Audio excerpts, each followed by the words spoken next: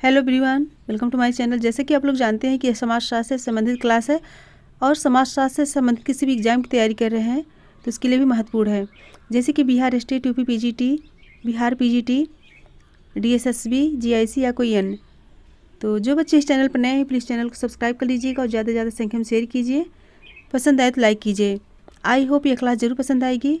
तो चलिए देर न करते हुए आज की क्लास स्टार्ट करते हैं। सो आज का पहला क्वेश्चन है, किसने कहा कि समाजशास्त्र सामाजिक व्यवस्था एवं सामाजिक प्रगति का अध्ययन है? ऑप्शन है A Auguste Comte, B Herbert Spencer, C Durkheim और D Max Weber. Right answer दीजिए। क्वेश्चन नंबर 1 राइट आंसर दीजिए। इसमें राइट होगा option A Auguste Comte. Comte का मानना है कि समाजशास्त्र एक ऐसा विज्ञान है जो सामाजिक घटनाओं का वैज्ञानिक और प्रत्यक्षवादी दृष्टिकोण से अध्ययन करता है, जिसमें घटनाओं का निरीक्षण, परीक्षण और वर्गीकरण हो तथा समान सिद्धांतों की खोज कर सके।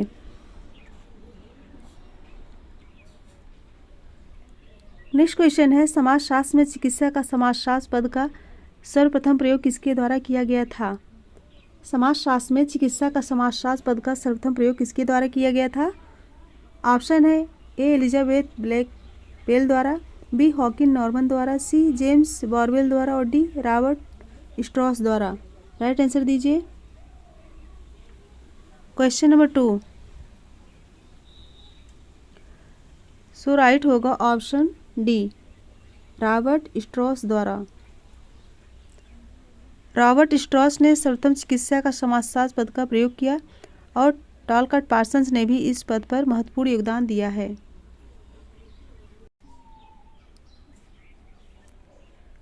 नेक्स्ट क्वेश्चन है, किसने कहा कि सजातीयता से विजातीयता की ओर अग्रसर होना प्रगति का सार्वभौमिक नियम है?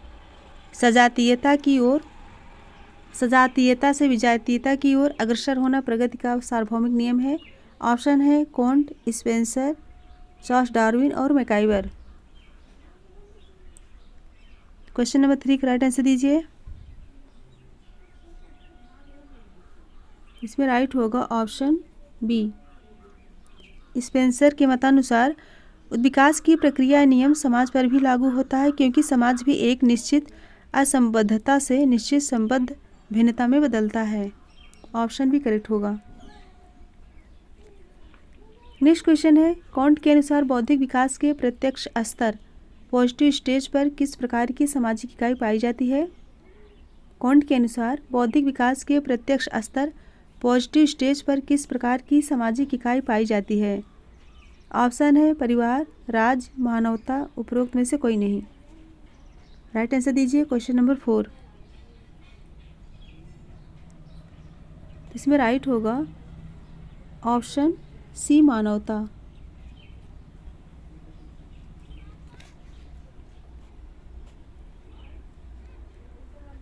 नेक्स्ट क्वेश्चन है, गेमिनशैफ्ट एवं गैसलशैफ्ट की अवधारणा किसने दी? गेमिनशैफ्ट एवं गैसलशैफ्ट की अवधारणा किसने दी? ऑप्शन है Simmel, Small, Tonnies, Max Weber. Right answer दीजिए। इसमें राइट होगा ऑप्शन सी टॉनिज। ये तो सभी को मालूम होगा। इस अवधारणा की रचना किस सन में हुई थी बताइए? 1887 में। और टॉनिज ने अपनी पुस्तक गेमिनशैफ्ट एवं गैसलशैफ्ट जो है समुदाय एवं समिति, इसे कहेंगे समुदाय एवं समिति। नेक्स्ट है, सूची 1 को सूची 2 से सुमेलित कीजिए। कॉन्ट सुमेलित करना है। कॉन्ट का 3 स्तरों का नियम और स्पेंसर का साई सिद्धांत, कार्ल मार्क्स का द्वंद्वात्मक भौतिकवाद, दुर्खीम का यांत्रिक एवं साई एकता। कौन सा ऑप्शन राइट होगा? Option C. Option C right होगा। नेक्स्ट क्वेश्चन है, दुर्खीम ने 4 तरह की आत्महत्या का वर्णन किया है। इनमें से 3 है अहमवादी, परार्थवादी तथा आदर्शहीनतावादी। चौथा प्रकार है, तो चौथा प्रकार कौन सा है? ऑप्शन है ए विचलित आत्महत्या, बी भाग्यवादी आत्महत्या, सी रोग जनित आत्महत्या और डी असामान्य आत्महत्या। क्वेश्चन नंबर 7 राइट आंसर दीजिए। कौन सा राइट होगा? ऑप्शन बी भाग्यवादी आत्महत्या। भाग्यवादी आत्महत्या नियमों की अधिकता एवं नियंत्रणों की बढ़ती कठोरता के कारण इस प्रकार की आत्महत्या की स्थिति उत्पन्न होती है। ऑप्शन बी करेक्ट होगा।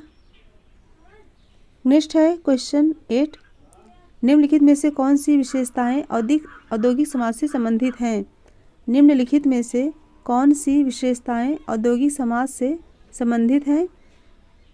ऑप्शन है ए विशेषीकरण, बी अधिकतम उत्पादन, सी उपभोग के लिए उत्पादन, डी प्राथमिक संबंधों का प्रभुत्व और ई हस्तचालित औजारों का प्रयोग। कोड देख के राइट आंसर दीजिए। क्वेश्चन नंबर 8 कौन सा राइट होगा? इसमें राइट होगा ऑप्शन ए पहला और दूसरा, विशेषीकरण और अधिकतम उत्पादन। ऑप्शन ए करेक्ट होगा। नेक्स्ट क्वेश्चन है पूर्व औद्योगिक समाज की अवधारणा किसके द्वारा प्रस्तावित की गई थी? पूर्व औद्योगिक समाज की अवधारणा किसके द्वारा प्रस्तावित की गई थी? ऑप्शन है सेंट साइमन द्वारा, किंग्सले डेविस द्वारा, एस जोबर्ग द्वारा या रॉबर्ट पार्क द्वारा। क्वेश्चन नंबर 9 राइट आंसर दीजिए। क्वेश्चन नंबर 9 कौन सा राइट होगा? इसमें राइट होगा ऑप्शन सी एस जोबर्ग द्वारा। ऑप्शन सी करेक्ट होगा। नेक्स्ट क्वेश्चन है किसने समाज को सरल मिश्रित, दोहरे मिश्रित एवं तीसरे मिश्रित में व्यक्त किया है? ऑप्शन है दुर्खीम, टॉनिज, कूले, स्पेंसर। राइट आंसर दीजिए। क्वेश्चन नंबर 10 कौन सा राइट होगा? Option D Spencer. स्पेंसर ने समाज को सरल मिश्रित, दोहरे मिश्रित एवं तीसरे मिश्रित में व्यक्त किए हैं। नेक्स्ट क्वेश्चन है किसने कहा कि समाज एक संतुलन की व्यवस्था है? समाज एक संतुलन की व्यवस्था है। ऑप्शन है Durkheim, max weber, Pareto, कूले। Right answer दीजिए। क्वेश्चन नंबर 11 कौन सा करेक्ट होगा? ऑप्शन सी परेटो। इटली के समाजशास्त्री परेटो ने कहा कि समाज में संतुलन होता है। उनके अनुसार समाज की यह सबसे महत्वपूर्ण विशेषता है। इसका अर्थ यह है कि समाज में शक्ति, संपत्ति और प्रतिष्ठा की असमान व्यवस्था होती है।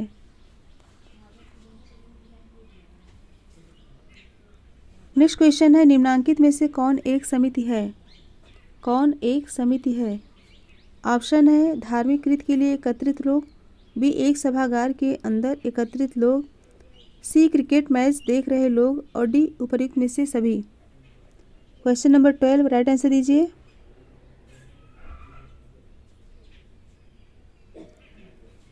कौन सा राइट होगा? ऑप्शन ए धार्मिक कृत्य के लिए एकत्रित लोग। ऑप्शन ए करेक्ट होगा।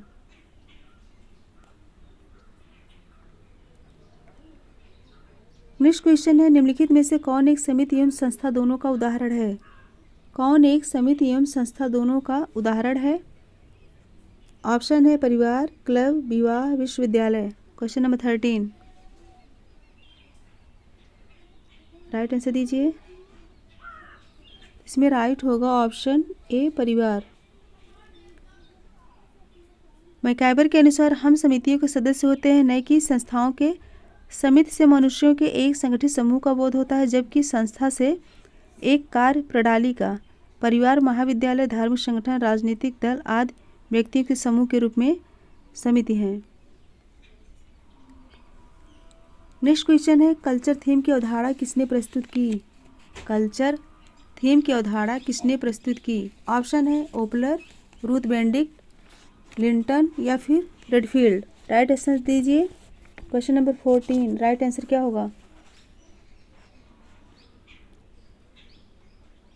इसमें राइट होगा ऑप्शन ए ओपलर।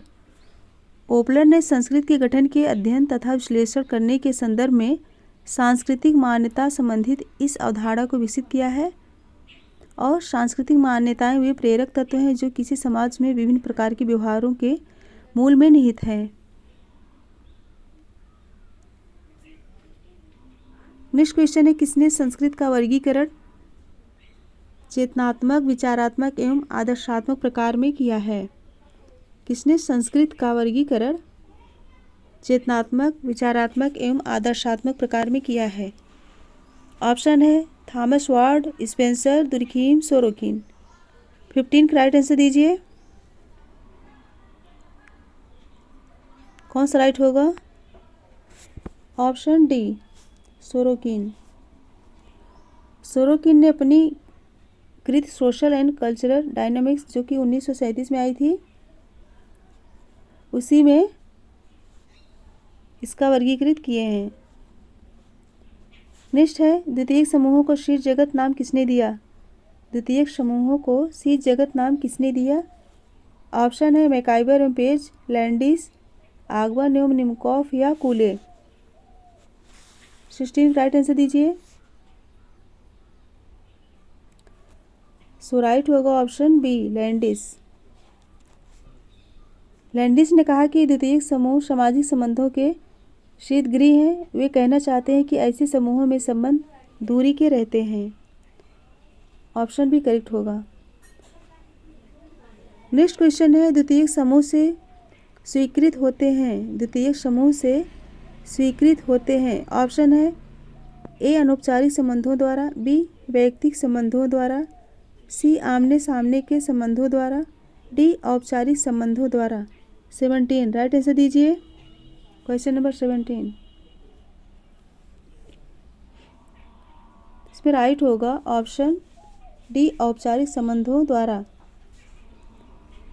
द्वितीयक समूह की विशेषताएं सुनिए। द्वितीय समूह लोगों की एक समिति है और यह अवैयक्तिक संबंध इसमें पाया जाता है और संबंधों का आधार संविदा होती है। औपचारिक संबंध होते हैं और निश्चित उद्देश्य होते हैं और संविदा के उल्लंघन पर दंड मिलता है। नेक्स्ट क्वेश्चन है, अपने से निम्न लोगों की संस्कृत ग्रहण करने की प्रक्रिया कहलाती है? अपने से निम्न लोगों की संस्कृत ग्रहण करने की प्रक्रिया क्या कहलाती है?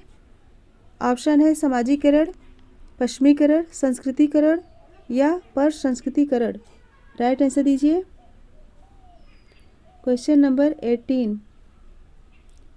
इसमें राइट होगा ऑप्शन डी, पर संस्कृतिकरण। बिल स्ट्रीट ने बहुत सरल शब्दों में कहा है कि अपने से भिन्न लोगों की संस्कृत ग्रहण करने की प्रक्रिया पर संस्कृतिकरण कहलाती है।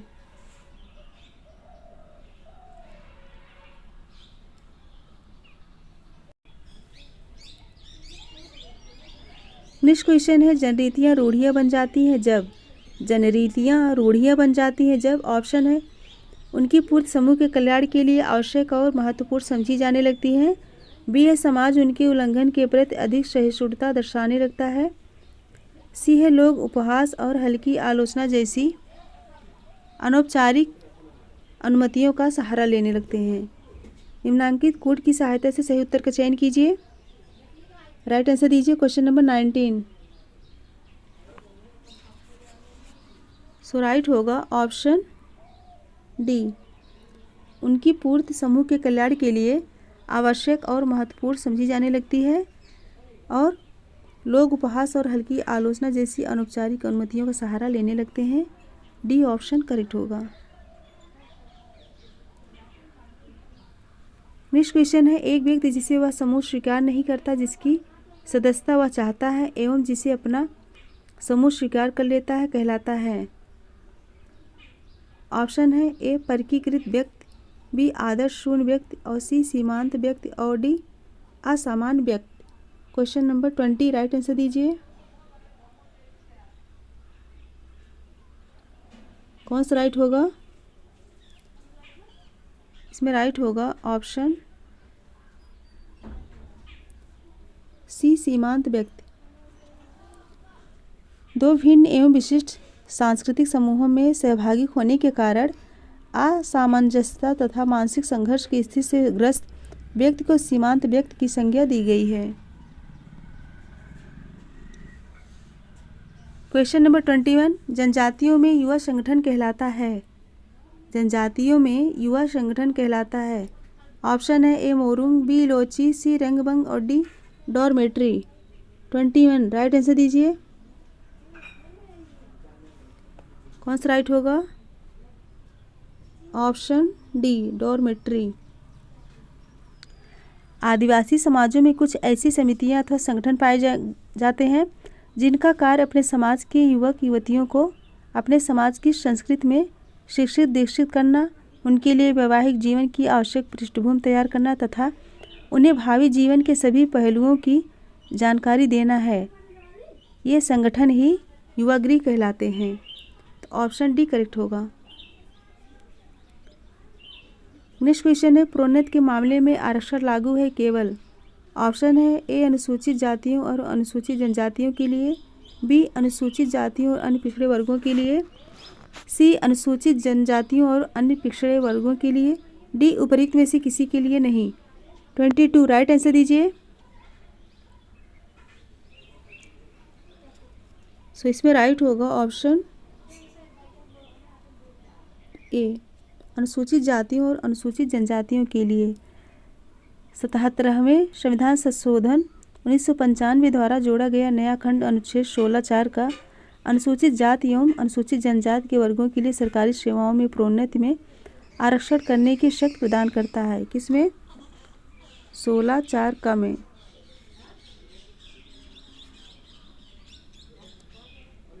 नेक्स्ट क्वेश्चन है, भारतीय संविधान का कौन सा अनुच्छेद अनुसूचित जाति एवं अनुसूचित जनजाति के लिए सेवाओं में छूट प्रदान करता है? ऑप्शन है ए अनुच्छेद 350, बी अनुच्छेद 335, सी अनुच्छेद 345 और डी अनुच्छेद 340। राइट आंसर दीजिए। ये तो सभी को पता होगा, कई बार क्वेश्चन आया है। इसमें राइट होगा ऑप्शन बी, अनुच्छेद 335। नेक्स्ट क्वेश्चन है, मैक्स वेबर के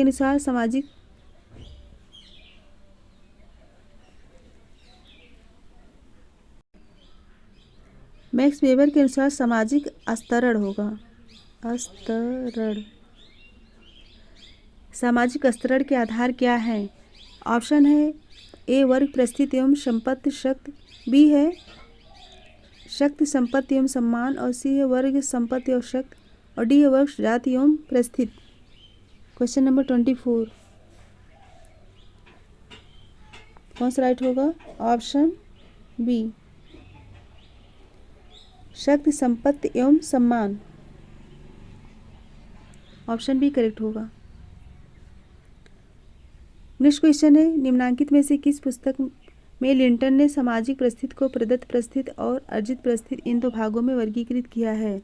किस पुस्तक में सामाजिक परिस्थिति और प्रदत्त परिस्थिति और सामाजिक परिस्थिति को प्रदत्त परिस्थिति और अर्जित परिस्थिति इन दो भागों में वर्गीकृत किया है?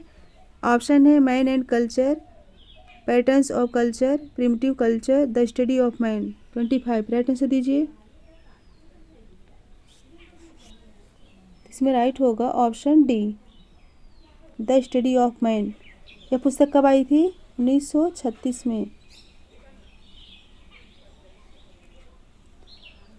नेक्स्ट क्वेश्चन है, निम्नलिखित में से कौन सा एक अर्जित परिस्थिति का उदाहरण है? कौन सा एक अर्जित परिस्थिति का उदाहरण है? ऑप्शन है जाति की सदस्यता, किसी चिकित्सक का पुत्र होना, इंजीनियर बनना या भ्रातृत्व। राइट आंसर दीजिए। कौन सा राइट होगा? इसमें राइट होगा ऑप्शन सी, इंजीनियर बनना। किसी सामाजिक व्यवस्था में वह पद जो एक व्यक्ति प्रयासों, बहुधा प्रतिस्पर्धा, विशिष्ट योग्यता, ज्ञान और निपुणताओं द्वारा प्राप्त करता है, अर्जित परिस्थिति कहलाती है। इंजीनियर बनने के लिए व्यक्ति को सक्रिय प्रयास करने पड़ते हैं। ऑप्शन सी करेक्ट होगा। नेक्स्ट क्वेश्चन है, भूमिका संघर्ष में भूमिका प्रतिपादन के तरीकों का प्रतिपादन किसने किया है? भूमिका संघर्ष में भूमिका प्रतिपादन के तरीकों का प्रतिपादन किसने किया है? ऑप्शन है Nadel, Linton, Murdock, Merton. 27 right answer दीजिए। इसमें राइट होगा ऑप्शन डी, मर्टन। मर्टन ने कहा है कि भूमिका द्वंद्व की बहुत अधिक मात्रा या तो सामाजिक संरचना में परिवर्तन का या सामाजिक संरचना में टूट का परिचायक है। ऑप्शन डी करेक्ट होगा। फ्रेंड्स, अगर पसंद आए तो फटाफट लाइक कर दीजिए। एक बार सभी लोग लाइक कर दीजिए और शेयर कर दीजिए। और जो बच्चे नए प्लीज़ सब्सक्राइब कर दीजिए। नेक्स्ट क्वेश्चन है, किसने भूमिकाओं को संबंधात्मक भूमिका एवं गैर संबंधात्मक भूमिका के रूप में वर्गीकृत किया है? किसने भूमिकाओं को संबंधात्मक भूमिका एवं गैर संबंधात्मक भूमिका के रूप में वर्गीकृत किया है? ऑप्शन है नॉर्डेल, लिंटन, लुंडबर्ग, इलियट और मेरिल। 28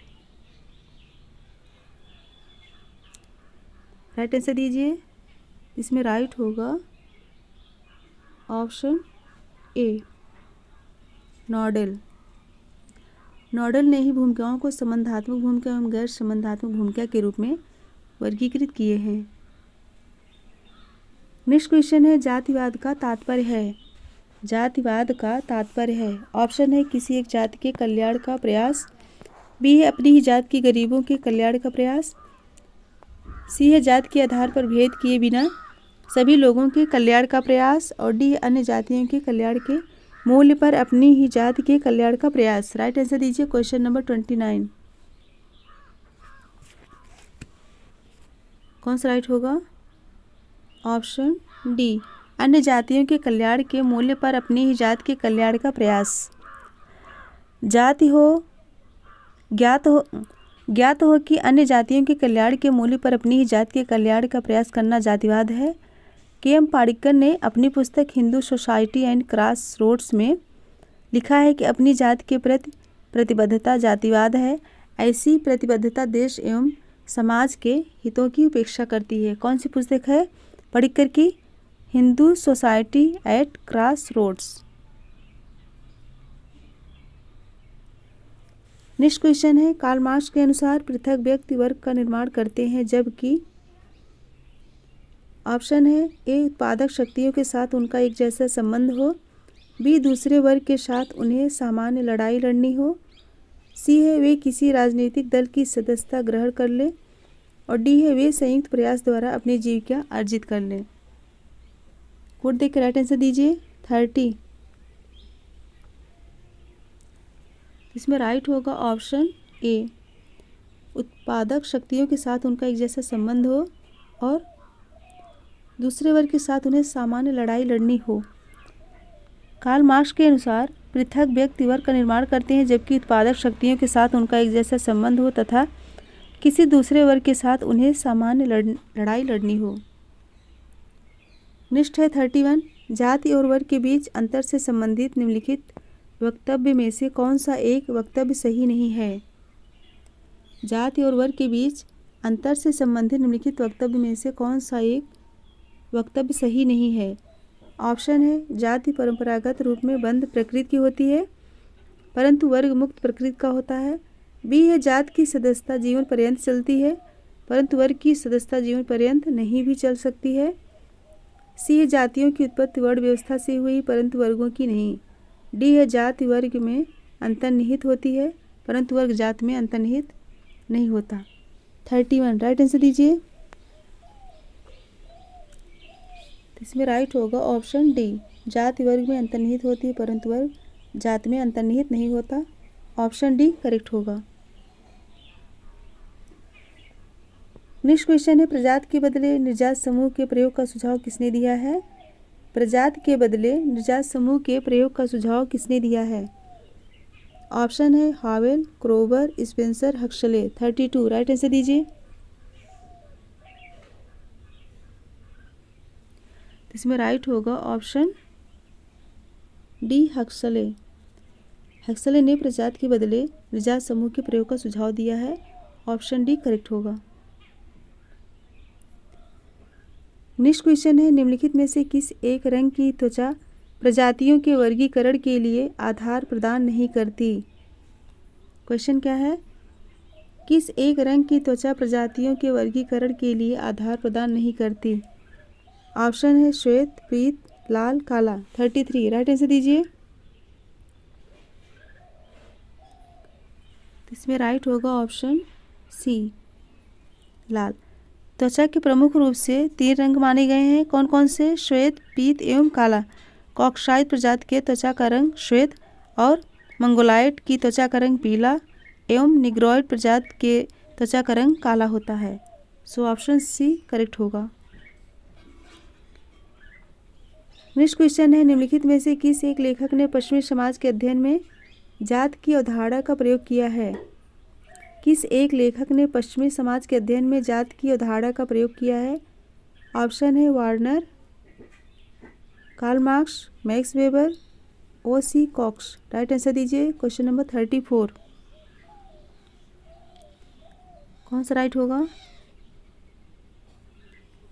तो इसमें राइट होगा option A Warner. Lord Warner ने कहा है कि जाति व्यवस्था की विशेषताएं भारत के बाहर भी अनेक समाजों में प्रचलित हैं और ओलिवर कॉक्स ने इस विचार का खंडन किया है। उनके अनुसार जाति व्यवस्था भारत की एक विशिष्ट संस्था है। नेक्स्ट क्वेश्चन है क्वेश्चन नंबर 35। निर्जात समूहन के सिद्धांत के रूप में निर्जातीयता में निहित है। निर्जात समूहन के सिद्धांत के रूप में निर्जातीयता में निहित है। ऑप्शन है ए प्रजाति भेद और बी है धार्मिक विश्वासों का अंतर और सी है भाषाई अंतर और डी है उपयुक्त सभी। 35 कौन सा राइट होगा? ऑप्शन डी उपयुक्त सभी। प्रजाति भेद, धार्मिक विश्वासों का अंतर और भाषाई अंतर। यिंगर के अनुसार अन्य लोग निर्जाति समूह से बाहर के लोग जो निर्जाति समूह को धर्म, प्रजाति, भाषा, उद्भव के देश आदि के लिहाज से अपने इर्द गिर्द के लोगों से एकदम अलग और भिन्न मानते हैं। यह कथन यिंगर के अनुसार था। क्वेश्चन नंबर 36 निम्नलिखित में से कौन से कथन परिवार के संबंध में सही हैं? कौन से कथन परिवार के संबंध में सही है? ऑप्शन है परिवार एक प्रकार्यात्मक इकाई है, परिवार केवल एक संस्था है, परिवार केवल एक समिति है, परिवार न्यूनतम पूर्ण सामाजिक इकाई है। 36 राइट आंसर दीजिए। कौन सा राइट होगा? ऑप्शन सी परिवार केवल एक समिति है।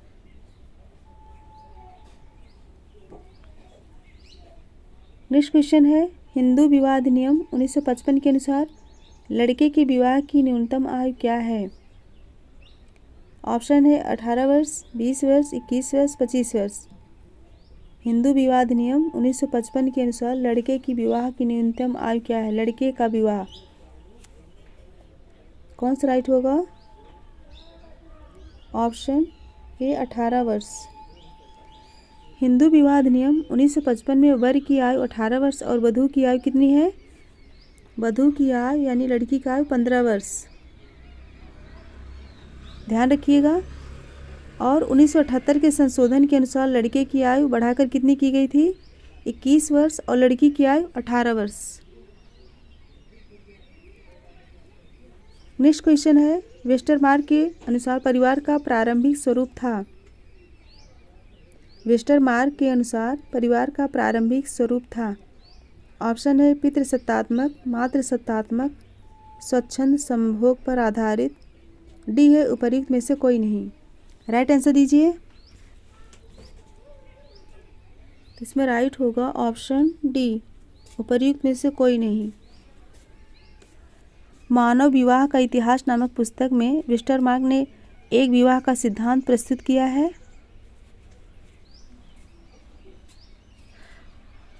और वेस्टरमार्क ने समर्थन किया है कि पुरुष स्वभाव से ही ईर्ष्यालु है, वह स्त्री पर संपत्ति के भांति अधिकार चाहता है। अपनी शक्ति के कारण वह इस एकाधिकार को बनाए रखने में सफल भी हुआ है। नेक्स्ट क्वेश्चन है, अगर कोई व्यक्ति एक समय में एक ही स्त्री से विवाह करता है परंतु तलाक और पुनर्विवाह के मामले में पर्याप्त शिथिलता बरतता है तो यह व्यवहार कहलाएगा। ऑप्शन है एक विवाह, बी है क्रमिक एक विवाह, सी है बहुभार्ता और डी है क्रमिक बहुभार्ता। 39 राइट आंसर दीजिए। इसमें राइट होगा ऑप्शन बी क्रमिक एक विवाह। ऑप्शन बी करेक्ट होगा। इस विवाह में एक ही समय में एक पति पत्नी होते हैं, इसी कारण इसे एकल विवाह कहते हैं। नेक्स्ट क्वेश्चन है, निम्नांकित में से कौन एक संबंध प्राथमिक वैवाहिक नातेदारी संबंध का उदाहरण प्रस्तुत करता है? कौन एक संबंध प्राथमिक वैवाहिक नातेदारी संबंध का उदाहरण प्रस्तुत करता है? ऑप्शन है पति और पत्नी, और बी है पिता और पुत्र, और सी है माता और पुत्री, और डी है व्यक्ति और उसकी सास। 40 राइट आंसर दीजिए। इसमें राइट होगा ऑप्शन ए, पति और पत्नी। जब दो संबंधियों के बीच संयोजन एक अथवा अधिक वैवाहिक बंधनों द्वारा स्थापित होता है तब उन्हें विवाह संबंधी कहते हैं। प्राथमिक वैवाहिक संबंधी पति पत्नी में आते हैं।